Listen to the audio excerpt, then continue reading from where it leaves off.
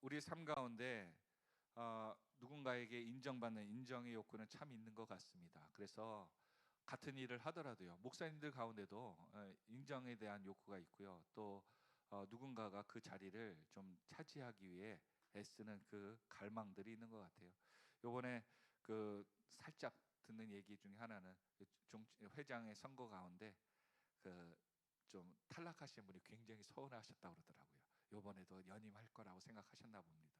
아무튼 잘하던 안 하던 간에 사람의 마음은 갈대와 같아서 잘하더라도 한 가지 흠이 있으면 여러 가지 것들 때문에 이유를 대어 그 사람의 잘한 것들이 다 감춰지는 것 같아요. 그래서 자녀들에게도 참 어릴 때 잘하라는 것을 보면 요즘 연예인들이라든지 또 그 인기로 있는 분들 딱 보면 다들 현재 잘하는 못하는 것으로 질책받는 게 아니라 과거에 전혀 생각하지도 못했던 10대 때 그런 이야기들이 10대 때 뭐 어느 팀들이었더라, 뭐 어떻게 했다더라, 그러고 또 젊었을 때 어떻게 살았더라, 그것들이 꼬리표가 되어서 지금하고는 상관없는, 그러니까 어쩌면 갱생한 사람이 변화된 그것을 인정하지 않고 과거의 모습이 지금도 영향을 미친다고 하면서 계속 사람을 꼬리표를 따라다니는 것 같습니다.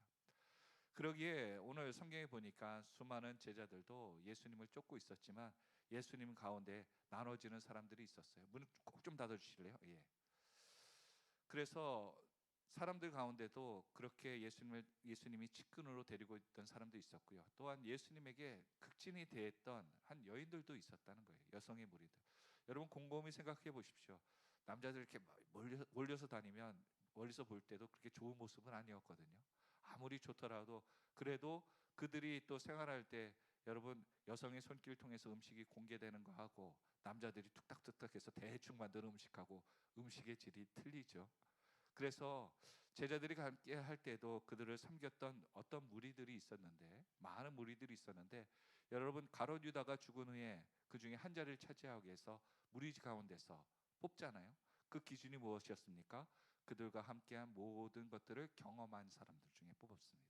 그러니까 마띠아는 이름은 나오지 않지만, 이 예수님의 제자들 가운데 이름은 나오지 않지만 예수님의 제자들 무리 가운데 함께하지는 못했지만 그 곁에서 항상 무리를 이루며 따라다녔던 무리 중에 한 사람이었다는 거예요. 그래서 풍랑도 같이 겪었고요. 또한 예수님이 기적이 있었던 그곳에 그가 있었고 경험했다는 거예요. 뭐 12명의 핵심적인 제자들이 모여서 예수님께서 가르쳐준 내용은 모르겠지만 그래도 그 이외에 나와서 외부로 행적을 할 때는 거의 모든 것들을 같이 경험하여 따라다녔던 사람 중에 한 사람이 바로 마띠아였던 것입니다. 오늘 성경은 이러한 제자들과 함께한 예수님께서 정말 중요한 예식을 치르고 계시죠. 오늘 12절의 말씀 한번 볼까요? 12절입니다. 같이 읽겠습니다. 시작. 무교절의 첫날 곧 유월절 양 잡는 날에 제자들이 여짜오되 우리가 어디로 가서 선생님께서 유월절 음식을 잡수시게 준비하기를 원하나이까 하네. 여러분 여기에 아마 표기 마킹이 됐는지 모르겠지만 어디로 가서라는 단어가 나옵니다. 우리는 예수님에 대해서 주님 무엇을 하기 원하십니까? 그 질문이 우리 신앙 가운데 꼭 있어야 될 줄로 믿습니다. 정말 우리가 신앙생활 하면서요, 주님 원하시는 게 뭐예요? 주님 어떻게 하길 원하십니까? 묻는 때가 과연 우리가 얼마나 있습니까? 대부분 우리가 예수님 여기 좋습니다, 오십시오. 예수님 여기 자리 마련했으니까 이쪽으로 오세요, 이렇게 얘기를 하시는데요, 오늘 제자들이 예수님의 많은 행적들을 따라다니면서 깨닫는 게 뭐예요? 아, 예수님은 다 알고 계시고 준비하고 계시고 또한 예비하고 계신다. 그러면 이제 자신이 예수님을 따를 때 어떤 인생으로 가야 돼요? 예수님 여기 있습니다, 오십시오가 아니라 예수님 어디로 가시기를 원합니까? 어떻게 하기를 원하십니까? 어떻게 모시기를 원하십니까를 주님의 의도를 물어보기 시작했다는 거예요. 특이하죠. 주님 그러지 마십시오 라고 잡았던 베드로를 생각한다면 정말 이 질문은 획기적인 질문이에요. 우리가 신앙생활 좋아진다는 것은 무엇입니까?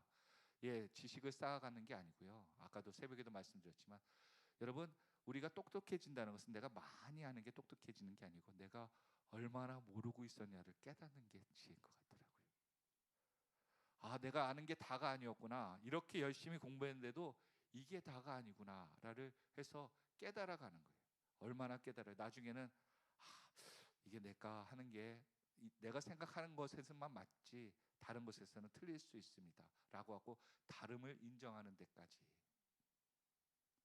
그래서 주님께서 계실 때 그들 제자들은 이렇게 얘기합니다. 유월절에 우리가 어디로 가야 될 것입니까? 왜냐하면 유월절은 여러분 패스오버 그래갖고 그 문설주에 모세 때 출애굽을 하기 위해 애굽에서 노예된 사람들을 300년 이상 있었던 노예들을 출애굽을 하기 위해서 안 나온다니까 10가지 재앙 가운데 마지막 재앙 무엇이에요? 장자의 죽음이잖아요.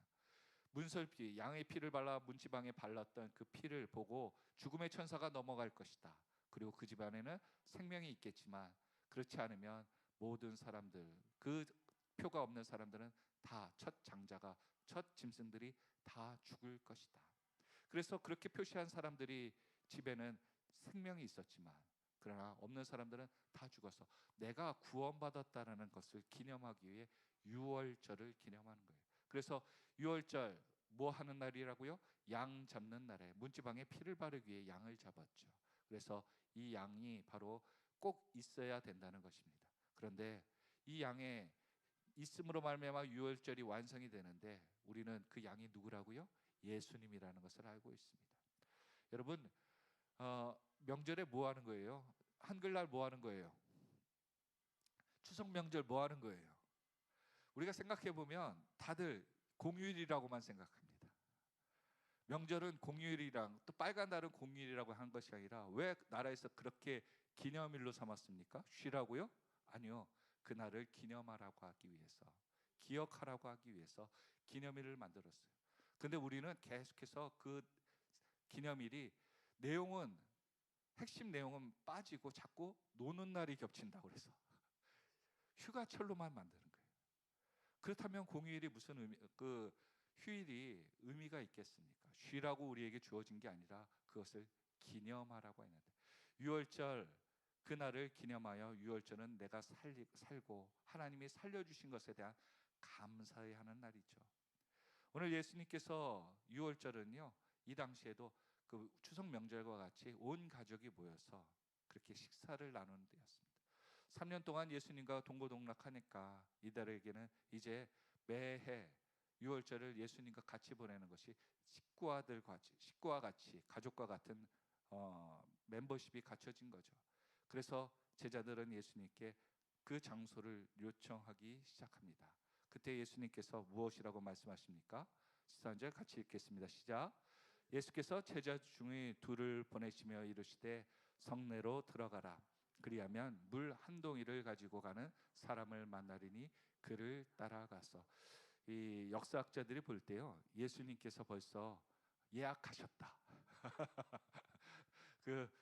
왜냐하면 6월절에는 수많은 인구들이 와갖고 숙소를 예약을 하거든요. 예수님이 태어날 때도 그렇게 등록을 한다고 그랬을 때 자리가 없어갖고 마구간에 머무르셨던 그 생각을 한다면 정말 어마어마한 인구가 6월절 와서 이 절기를 지키려고 예약을 합니다. 그래서 우리도 뭐 잘못 때가 맞으면은 휴가철에 유학 가면 그 상상도 못할 만한 돈을 줘도 숙소를 예약할 수 없을 정도로 그런 얘기가 있잖아요. 이 당시에 지금 6월절에 이르러 갖고 양을 잡은 그때 숙소를 예약한다는 거 얘기가 말이 안 되는 겁니다. 이건 뭐 그냥 비었다 안 있다 이 문제가 아니라 무조건 안 되는 거예요. 그런데도 예수님께서 가니까 사람이 준비되어 집이 준비되어 있다. 그 집이 누구 집이에요? 오늘 저자 마가의 다락방, 마가의 집 아닙니까? 은근히 마가는 밑밥을 딱 깔아놓고 그 집이 우리 집입니다라고 얘기하는 겁니다. 그런데 이 집이 어떻게 됐는가 보니까 물 한 동이를 가지고 가는 사람 성내로 들어가 보니까 그 사람이 있었다는 거예요. 당시에 수많은 사람들이 물을 나르고 있었을 거예요. 그런데 대부분 이 물은 여성들이 날랐다고 합니다. 그러니까 이제 업무가 나눠진 거죠. 그래서 조금 좀 보잘것없다고 생각하는 것들은 그냥 식당에 관련된 것들은 여성들이 좀 했던 것 같습니다.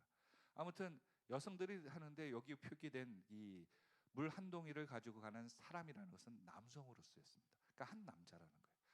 그러니까 얼마나 눈에 띄었겠습니까? 그런데 예수님께서 그런 사람이 있다고 그를 따라가라는 거예요. 그러니까 14절에 그를 따라가면 어떤 일이 벌어지요? 14절 같이 읽겠습니다. 시작. 어디든지 그가 들어가는 그 집 주인에게로 이르되 선생님의 말씀이 내가 내 제자들과 함께 유월절 음식을 먹을 나의 객실이 어디 있느냐 하시더라 하라. 그 종이 그 물뜨던 사람이 종인지 남자 주인인지 모르는 거예요. 그런데 따라가다가 예수님은 더 디테일하게 그 집 주인에게 얘기하라는 거예요. 아, 이 사람은 분명히 종이지 않았을까 그렇게도 생각해 봅니다. 아무튼 그 집 주인에게 이르러 뭘 얘기하라고요? 나의 객실이 어디 있습니까? 벌써 예약한 사람처럼 객실이 있습니까가 물어보는 게 아니라 나의 객실은 어디 있습니까? 라고 당당하게 물어봅니다. 예약했으니까 내놓으세요. 이제 사람들 옵니다. 이 분위기가 된 거예요. 제자들 당황스러웠을 것이고요. 성경에 많은 분들은 예수님이 몰래 이 유월절을 기념하기 위해서 예약을 다 해놓으셨다라고 생각을 했다고 얘기도 하더라고요. 그런데 곰곰이 생각해 보면 거기 가서 예수님께서 거짓말할 분도 아니고 거기에 누가 있을 것이다도 아니고 분명히 예수님은 꼭 그 사람을 얘기하고 또 그 사람의 주인에게 가고 거기에다가 이렇게 얘기했을 때 보면 하나님이 모든 것들을 준비하시고 계시다는 것을 알고 있죠. 성경에 기록되지 않았지만 아마 이 집주인이 예수님의 이야기를 들었던지 아니면 예수님이 오셨을 때 그분의 기적과 이적을 같이 체험한 사람들도 있을 수 있을 것이고 그리스도인일 수도 있고 또한 뭐가 안 맞아서 마침 방이 생겼다가 그 사람이 예약을 취소해서 단체 손님이 취소돼서 방이 비었는데 예수님이 때마침 오셔서 그 방을 사용하겠다고 하는 그런 딱 맞아가는 그런 타이밍도 맞을 수 있을 수 있겠죠. 아무튼 많은 해석과 설명이 있을지라도 제일 중요한 게 뭐예요?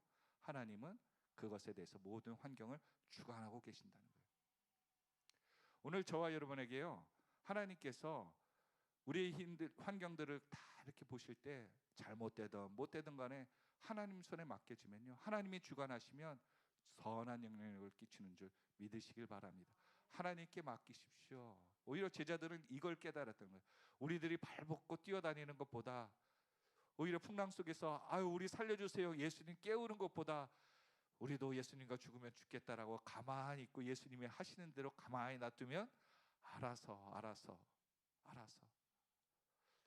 그 믿음이 제자들 가운데 있으니까 오늘 성경은 보니까 예수님께서 그렇게 말씀하시죠. 16절에 보니까 같이 한번 읽어볼까요? 시작. 제자들이 나가 성내로 들어가서 예수께서 하시던 말씀대로 만나 유월절 음식을 준비하니라. 여러분 우리에게 필요한 게 뭘까요? 경험인가요? 믿음인가요? 아니요. 오늘 설교의 제목처럼 예수님께서 하시던 말씀대로 우리 인생 가운데 주님의 말씀이 있습니까? 주님의 말씀대로 내가 살고 있느냐 아니냐가 우리의 신앙의 관건인 것 같아요. 내가 무엇을 했어요? 여러분 제자들 예수님 따라다니면서 안 한 일이 있었을까요? 아니요. 엄청 많이 얘기를 했을 거예요.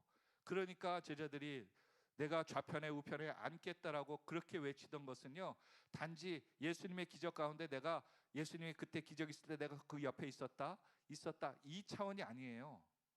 예수님이 3년 동안 따라다녔을 때 예수님의 수발을 내가 제일 많이 측근으로 들었고 했다라는 그런 자부심 있게 내가 오른편이다 왼편이다 얘기를 하죠. 상상을 해보십시오. 직장이나 여러분 교회에서 제일 많이 그 일을 예수님 담임 목사님이나 교회 사회에서의 사장님들 측근에 있는 사람들 뭐예요? 주로 핵심 인물들이 물론 인친적 관계도 있겠지만 더 중요한 분들 그분들이 더 많은 일을 감당하는 사람들이 측근에 쓰잖아요. 믿을 수 있고 능력 있는 사람들이 쓰잖아요. 예수님께서 이러한 환경 가운데 많은 측근들의 사람들 가운데 있음에도 불구하고 그들이 주님 말씀 가운데 얼마나 순종하는가 그것을 오늘 주님께서 우리에게 말씀하시는 거예요. 그래서 예수님께서 말씀하신 대로 행해 보니까 성경에 보니까 두 사람을 보냈다고 그러는데 베드로와 요한이 다른 성경에 보니까 같다라고 얘기합니다. 그런데 그대로 일대로 유월절에 그 집과 또한 유월절을 준비할 수 있도록 장소가 마련되는 거예요. 여러분 우리가 여행 가다가도 방 구하기 막 몇십 군데를 가도 집을 못 가는데 딱 주님 좀 집 좀 만나게 구해 주십시오. 숙박할 수 있는데 구해 주십시오. 도와주십시오. 그러다 딱 만나면 무슨 생각 나요? 할렐루야, 하나님께서 여기 예배하셨구나. 그 생각 들지 않습니까? 마찬가지로 이 마가이 다락방도 정말 그 12명이 13명의 사람들이 바글바글한 사람들이 한꺼번에 거할 그 숙소가 그렇게 쉽지 않았는데 오늘 마가이 다락방은요 여인숙도 아니었어요. 그거 아시죠? 마가이 여인숙 여러분 들어본 적 있습니까? 호텔 들어본 적이 없습니다. 그런데 그 집에 사람을 모신다는 것, 그 집이 주인이 정말 믿음의 결단을 한 것일 것이고, 또한 지금 성전에서는 이 사람들을 다 잡아 죽이려고 하는 위험한 속에 그러한 모습 가운데 심심하면 그 사람들 가운데 예수님과 있을 때 제사장들이 찾아와서 막 예수님과 말씨름하면서 그 모습을 봤을 때, 야, 내가 제사장은 매해 얼굴 보고 있는데 괜히 또 예수님과 함께 있었다고 찍히면 괜히 안 좋을 것 같다라는 그러한 노파심도 생길 수가 있는데, 오늘 이 가정은 예수님의 모든 제자와 함께 예수님을 수용했다는 거예요. 얼마나 믿음이 있었는가 우리는 다시 한번 생각해 보죠. 우리는 조금이라도 나에게 불리하면 예수님에 대한 믿음에 대해서, 신앙에 대해서 자꾸 표시하지 않으려고 하는데, 오늘 한 가정은 그의 모든 사람들이 알 수 있도록 예수님의 제자와 예수님을 수용하는 모습을 갖게 됩니다. 또한 이 이후에 다른 오늘 본문에 보니까 다른 내용으로 전한데요, 이제는 예수님께서 이 6월절에 최후의 만찬을 보여주고 있습니다. 여러분 그 사복음서에서 제일 짧은 복음서가 어디예요? 마가복음입니다. 그래서 대학생들이라든지 설교학에 가면 교육하는 것 중에 하나는 뭐냐면 문장을 여러분 설명을 할 때 문장을 자꾸 줄이라고 얘기해요. 핵심적인 단어를 쓰라고 그러죠. 그래서 제가 유명한 그 영화 중에 하나는 흐르는 강물처럼이라는 그 영화에 보니까 목사님이 아버님이 두 아들을 갖다가 놀러 보내려고 할 때 글을 쓰게 하고 그 문장을 자꾸 줄이라고 해서 줄여서 한 문장으로 만들면 나가노라, 그런 것이 장면이 기억나더라고요. 우리 삶 가운데 많은 것들을 우리의 신앙을 고백할 수 있지만 한 문장으로, 한 단어로 고백한다면 무엇일까요? 오늘 주님께서는 이 제자들을 불러가지고 많은 것들을 가르쳐 줄 수 있지만 제일 인생의 특별한 시간을 보내기를 원하셨던 거예요. 그리고 그것이 바로 최후의 만찬, 안식일의 마지막에 여러분 그들과 함께했던 시간들이죠.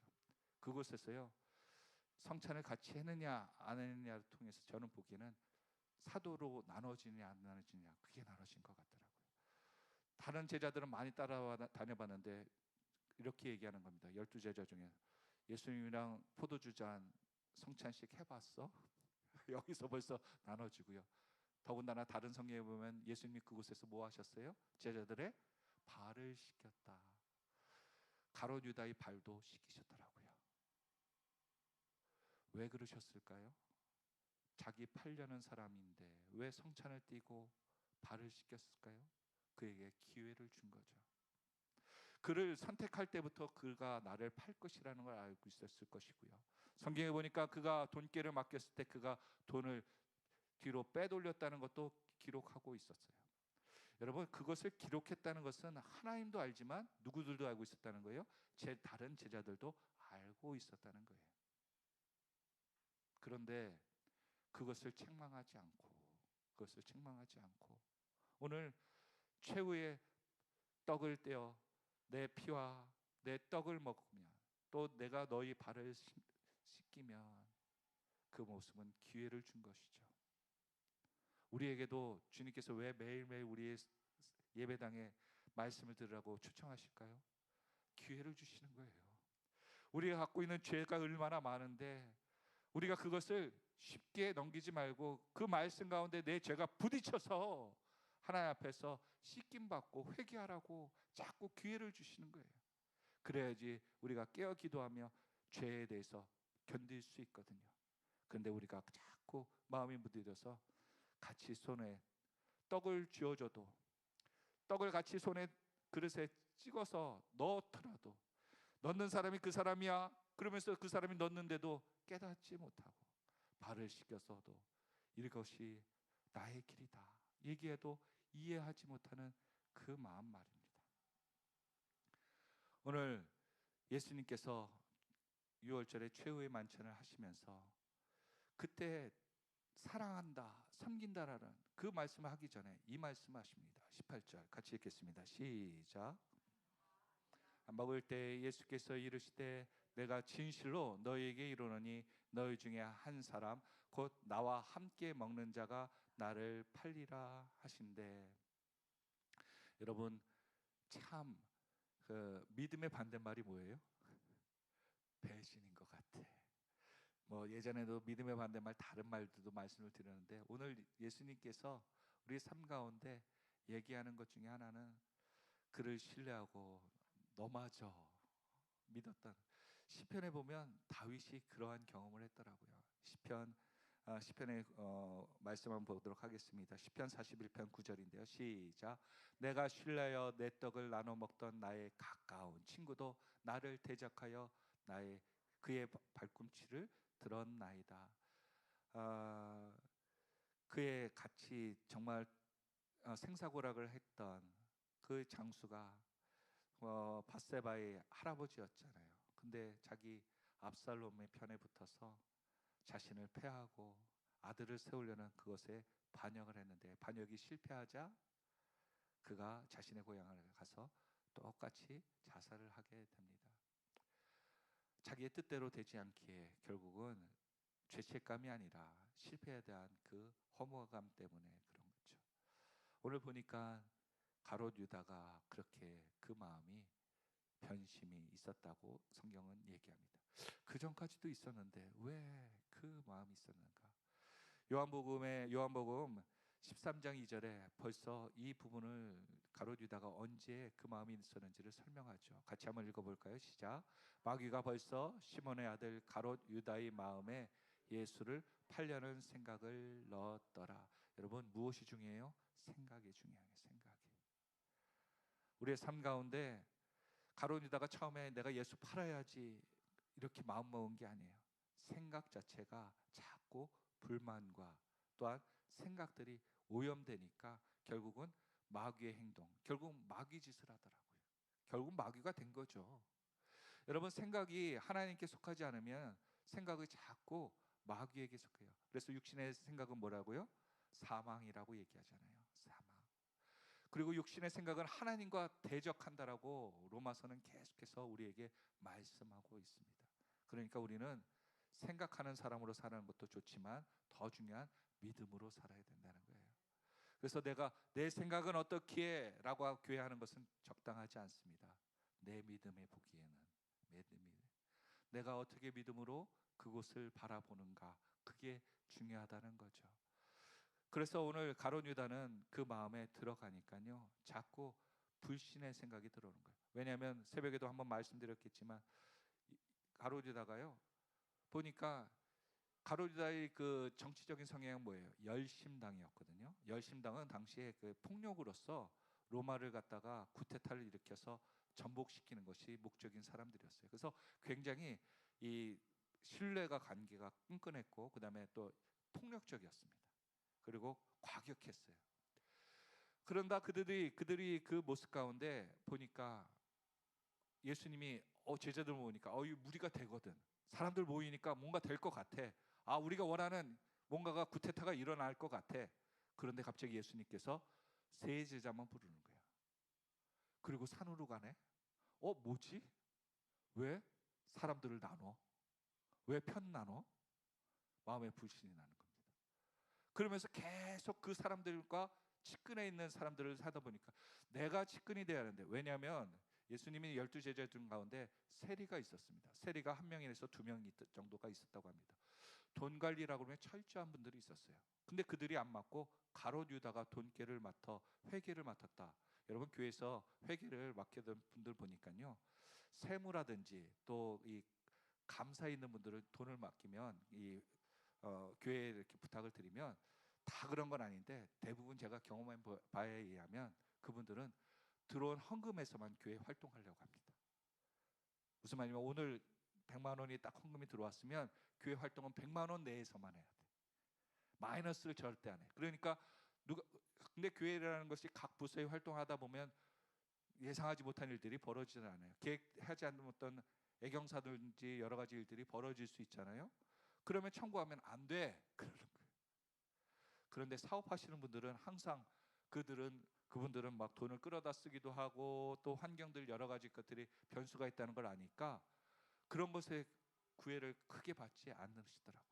그래서 회계하실 때 보면은 그런 돈을 관리하던 분이 아닌 사업을 하는 분들이 관리를 하게 되면 좀 이런 것에 유동성이 있더라고요. 가룟 유다가 왜 회계를 맡았을까 곰곰이 생각해 보면 그가 이러한 관계 가운데 사람들에 대한 대인적인 관계 또한 이 지역이라든지 물질에 대한 여러 가지 융통성들에 대해서 열렸기에 마태나 다른 세리들이 맡았으면 예수님 헌금이 오늘 적게 들어왔으니까 딴 데 가시면 안 됩니다. 오늘은 한 칸빵짜리 집에 들어가셔서 있어야 돼요. 오늘 노숙입니다. 오늘 굶으셔야 돼요. 이렇게 얘기했을 텐데 가룟 유다는 걱정 마십시오. 오늘 큰 집에서도 내가 어떻게든 수단을 방법을 가리지 않고 해드리겠습니다. 하니까 괜찮아. 그래 이 조직 움직이는 때 큰 문제가 안 될 것 같아. 가룟 유다 좋다. 아마 다른 제자들도 그의 능력을 인정했던 것 같습니다. 그러니까 직근은 누가 돼야 돼요? 가룟 유다가 돼야 되는 게 맞죠. 그런데 예수님이 갈 때 그를 빼놓고 다른 사람을 하는 얼마나 마음이 상했겠습니까? 내가 이 조직을 위해서 이 12명을 위해서 예수님을 위해서 얼마나 뛰어다니는데 내 공로를 안 알아주네. 심지어 기름 붓는 여인이 기름을 부었을 때 이거 저 큰 돈 나한테 헌금하면 이쪽으로 헌금하면 내가 이렇게 활동비 얼마 빼고 도울 사람 돕고 예수님 이름과 그 여인 돕고 이거 서로 윈윈하는 거다라고 계산이 딱 섰는데 그래서 한마디 툭 던졌죠. 가난한 사람한테 줬으면 더 좋겠다. 그 말은 뭐예요? 네가 주든지 나한테 헌금해서 우리가 돌리든지. 왜냐하면 가난한 사람들도 많이 예수님께 왔으니까. 그 계산이 딱 섰는데 예수님 뭐라 그래요? 그냥 두어라. 다른 말로 얘기하면 네 말을 그만해라. 기분이 확 상하죠. 많은 사람 앞에서 심지어 자신이 무시했던 한 여인 앞에서 모든 것이 탁월했던 사람이 그 얘기를 들었을 땐 진짜 자존심이 무너지지 않았을까요?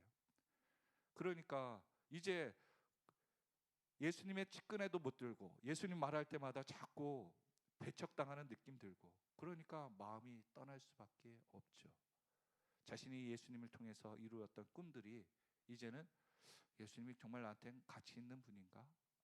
예수님 없어도 내가 일을 하는데 크게 문제는 없겠는데 라고 생각했던 거예요.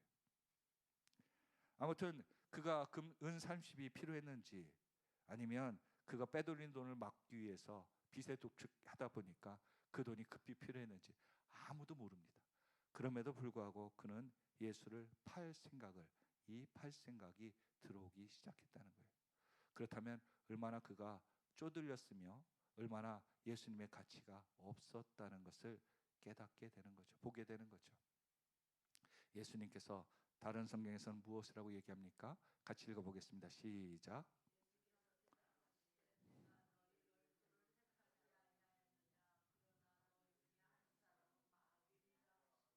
그렇죠. 마귀까지 있다라고 얘기하는 거예요. 예수님은 다 알고 계신데도 이 표현을 쓰고 있습니다. 자, 저는 이렇게 생각해 봅니다. 배신의 원인은 가룟 유다의 뜻과 예수님의 뜻이 달랐다는 거예요. 예수님이 하나님의 나라를 이루는 것은 내가 고난을 받고 십자가에 지고 하나님의 뜻대로 고난을 받는 것이 내가 하나님의 뜻을 이루는 것인데 가룟 유다의 뜻은 예수님이 구테타와 왕과 또한 자신에게 부귀를 이루어주는 유대인들의 해방을 생각을 했다는 거죠. 오늘 교회를 다니면서요 우리 삶 가운데 이런 사람이 많죠. 내가 예수를 믿는 목적이 있어요. 또한 예수를 믿다가 이루어지는 환경들을 바라볼 때 내 뜻대로 이루어지면 내가 예수를 잘 믿는다고 착각하는 분들이 있어요. 그래서 어려움을 당하면 즉시 내 뜻대로 이루어지지 않네, 교회가 이상하네, 이거 하나님의 뜻이 아니야 라고 착각하며 나갑니다. 그 대표자가 누구예요? 사도 바울, 사울이 그렇게 했죠. 바울이 하나님 섬기는 거 사람 잡아서 예수 믿는 사람 잡아서 죽이는 게 하나님 뜻이라고 생각하고 다녔던 사람 아닙니까? 그런데 그 뜻이 아니었다는 걸 깨닫죠. 사울의 뜻과 하나님의 뜻, 예수의 뜻이 달랐을 때 그때 배신과 잘못된 길에 들어서더라고요. 오늘 저와 여러분에게도요, 내가 하나님의 믿는 그 목적들을 다시 한번 점검해 봤으면 좋겠어요. 하나님 뜻과 같습니까? 다릅니까? 오늘 그것이 우리 신앙 가운데 계속 회자돼야 될 것 같아요. 그래서 제자들은 예수님이 나를 팔 자가 있다라고, 배신할 자가 있다고 했을 때 뭐라고 하셨다고요? 19절 시작. 그들이 근심하여 하나씩 하나씩 나는 아니지요 하고 말하기를 시작하니. 오늘 큐티진 제목에 보면 나는 아니지요 라고 나왔잖아요. 여러분, 제일 나 아니면 다 돼. 그런 표현처럼 제자들이 나를 팔 사람이 있을까라고 얘기했을 때 접니까? 그러면 어떻게 해야 돼요? 이렇게 물어봐야 되는데 난 아니죠, 다른 사람일 거예요 라고 하며 자신이 아닐 거라는 그러한 두려움 반 또한 확신 반을 가지고 얘기했다는 거예요. 그런데 여러분, 저는 이 생각을 하더라고요. 같이 한번 읽어보겠습니다. 시작. 생활의 범위와 영적인 범위는 같지 않습니다. 내가 예수님 옆에 3년 동안 있었는데요, 예수님 갑자기 다른 사람도 아니고 제자들 가운데 3년 동안 동고동락한 그들에게 날 팔자가 있을 때 모든 사람들이 놀라면서요, 이렇게 같이 했는데, 이렇게 같이 어려움을 겪었는데 배신한다고? 이거 말이 안 되는데 라고 생각하는 거예요. 신앙생활 몇십 년 하더라도요, 교회 배신, 하나님 배신 가능합니다. 한순간이더라고요. 어느 분은 그렇게 얘기하시더라고요. 교회가 성도님들에게 이 관리하면 참 어렵다. 왜냐하면 시간이 조금 지났지만 조금 더 길게 하겠습니다. 여기 저기 지역에, 지방에, 경기도 지역에 한 지역에 큰 교회가 세워졌는데요, 목사님이 이제 건축을 하셨는데 이제 빚을 가지고 하셨던 것 같아요. 그런데 이 목사님에 대해서, 목사님이 건축에서 빚을 졌다고, 과도하게 건축했다고 해서 목사님을 갖다가 그냥 강제 은퇴를 시켜버린 거예요. 그리고 거기에 있던 위원들, 장로님인지 안수 집사인지 잘 모르겠는데 그분들이, 위원회들이 이걸 매각하면서 그걸 n분의 n으로 해서 본인들이 나눠 가졌대. 그분들은 딴 교회 가면 되는 거니까. 이게 실제 있었던 일입니다. 왜냐하면 저희가 교회를, 그러니까 여기 말고 본성전에 이전하기 위해서 이렇게 알아보다 보니까 그 어느 지역에, 그 지역에 또 하면 또 그렇게 이슈가 될 수 있기 때문에, 그래서 깜짝 놀랐어요. 우리 여기 근방에 있습니다. 깜짝 놀랐어요. 여러분, 그래서 교회라는 것은 하나님 공동체라고 하고 있지만 떠나는 사람, 마음 떠나는 사람들에게서는요, 그것이 돈으로밖에 안 보이는 것 같더라고요. 목사님들이 뭐 교회 뭐냐 그러더라도 교회는 남아 있잖아요. 근데 나머지 그 분들은요, 교회를 n분의 n으로 쪼개더라고요. 딴 데 가면 신앙생활 하면 된다고 생각했는지 모르겠어요. 아무튼 근데 뭐 목사님은 그런 일 없냐 있냐, 여러분 그 얘기를 하고 싶은 게 아니라요, 지금 얘기하고는 목사님이든 장로님이든 권사님이든 그렇게 오래 신앙생활 하더라도 그것이 영적인 친밀감과는 같지 않다는 거예요. 내가 몇십 년 했어, 또한 내가 3대째야 4대째야 다 소용없는 거예요. 가로지다 같이 시험 한번 들면 마귀의 마음에 생각을 뺏겨버리면 예수 파는 거 쉽습니다. 3년 동안 그렇게 동고동락하는 사람들이 예수님 채찍에 맞아 끌려가는데도 한 명도 예수님 앞에서 그분 막아가지고 대신하겠다는 제자 한 명도 안 나왔잖아요. 신기하죠. 그 정도 하면 나올 것만도 같은데, 예수님은 20절에 한번 볼까요? 같이 한번 읽어보겠습니다. 시작. 그들에게 이르시되 12인 중에 하나 곧 나와 함께 그릇에 쏟는 자니라. 그때 얘기하셨을 때 한 사람이 손을 놓고 그 사람이 얘기합니다. 다른 성경에는요, 예수께서 대답하시되 내가 떡 한 조각을 적셔다가 주는 자, 그 받는 자, 떡을 가져서 받는 자가 그니라 하시고 곧 한 조각을 적셔서 가롯 시몬의 아들 유다에게 주시니 조각을 받은 후 곧 사단이 그 속에 들어간지라. 이에 예수께서 유다에게 이르시되 내가 하는 일을 속히 하라 하시니. 즉 떡을 그냥 같이 찍은 것만은 아니라 다른 성경에서 봤을 때는 그가 예수님이 떡까지 받아 먹으면서 마음에 돌이키지 않았다는 거예요. 말씀을 받고도 마음을 돌이키지 않습니까? 가룟 유다 손가락질할 게 없더라고요. 회개하라고 했을 때 회개하지 않은 나, 주님이 말씀 주셔서 말씀의 떡덩어리를 주셔도 그대로 있어 그대로 나가 악한 일을 행하는 나 똑같다는 거죠. 왜 그랬을까요? 가룟 유다에 대한 욕심이 잉태한즉 죄를 낳고 죄가 장성한즉 사망을 낳는 일. 결국 그 결과는 내가 죽음으로 갈 수밖에 없다는 거예요. 그래서 예수님은 마지막 절에 이렇게 얘기하죠. 인자는 자기에 대하여 기록된 대로 가거니와 인자를 파는 그 사람에게는 뭐가 있다? 화가 있다. 화가 있다. 그 사람은 차라리 나지 않았더라면 자기에게 좋을 뻔하였느니라 하시니라. 이렇게 얘기하셨을 때 그 얘기를 들었던 가룟 유다가 회개했다면 얼마나 좋겠습니까? 그런데 회개하지 않는 거예요. 그래서 어떤 분은 이렇게 하더라고요. 같이 한번 읽어볼까요? 시작. 그리스도인의 막장 인생.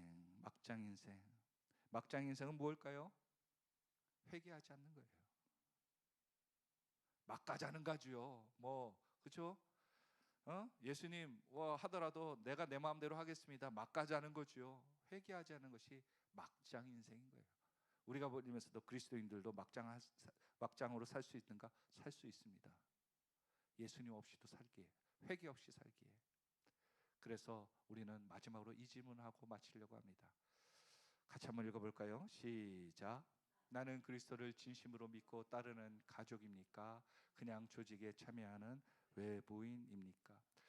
유월절 아까 말씀드렸죠. 유월절들은 가족이랑 보내는 것이라고요. 예수님은 새로운 공동체, 제자의 성령 공동체를 만드셔서 마지막 성찬을 하시며 우리가 한 가족이라고 얘기했어요.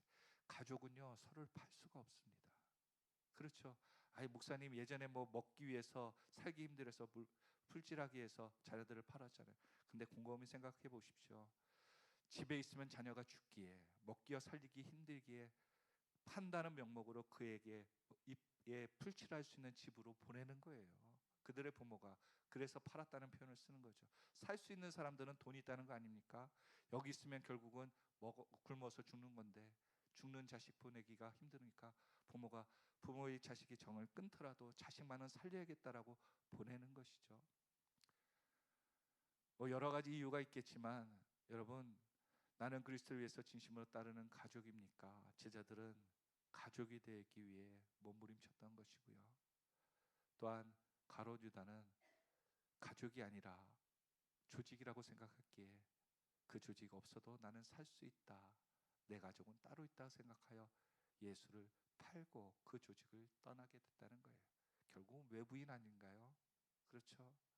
내가 이곳에 있다면 가족이라고 그러면 모든 일이 남의 일이 아니라 내 일이 될 것이고 모든 것을 감내하기 위해 제자리에 멈습니다. 외부인은 힘들면 떠나거든요. 여러분 그거 아십니까? 교회에서도 주님의 같은 지체가 된다는 것은요 힘들더라도 머무르는 거예요. 버티는 거예요. 외부인이라고 생각했으면 나에게 힘들다 그러면 나 이거 다 버리겠다, 호적하겠다 이렇게 되더라고요. 말씀을 맺습니다. 우리의 삶 가운데 나는 가족입니까? 외부인입니까? 가룟 유다와 같이 외부인이 되지 말고 믿음으로써 끝까지 주님의 뜻을 따르는 순종하는 사람들이 되어 오늘 주님께서 내 몸과 피를 찢고 흘리며 그를 구원하기 위해 아쉬움이 없는 축복의 주인공들이 저와 여러분이 다 되시기를 예수 그리스도의 이름으로 축원드립니다. 기도하겠습니다.